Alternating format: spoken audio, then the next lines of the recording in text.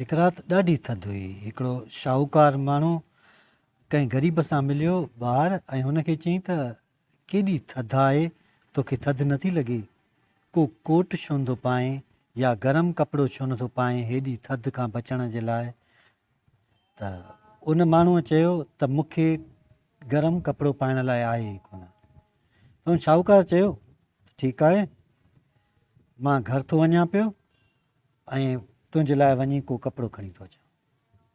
हू घर वियो, ग़रीब माण्हू ख़ुशि थियो ॾाढो त मुंहिंजे लाइ हू कपिड़ो खणी ईंदो। पर जॾहिं हू घर में जो दाख़िल थियो त हू मसरूफ़ थी वियो ऐं हुन खां जेका ग़रीब माण्हू सां ॻाल्हि कई हुई उहा ॻाल्हि ई हुन खां विसरी वई। सुबुह जो थियो त हुनखे यादगिरो आयो ऐं ॿाहिरि अची ॾिसे त उहो ग़रीब माण्हू थधि जे करे मरी वियो हुयो ऐं भरिसां हिकिड़ो पनो जो टुकड़ो रखी वियो जंहिं ते इहो लिखियलु हुयो त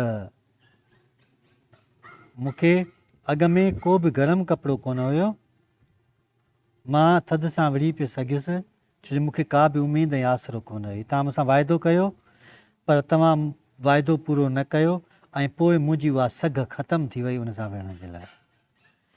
तंहिंजे करे जॾहिं बि कंहिं सां वाइदो कयो उहो पूरो कयो ऐं कोशिशि कयो त पंहिंजे वाइदे जे हिसाब सां जेका तव्हां कमिटमेंट कई आहे या जेका ॻाल्हि कई आहे या कंहिंजी उमेदु जॻाई आहे उहा उमेदु पूरी कयो त जीअं अॻियां माण्हू ख़ुशि थी सघनि।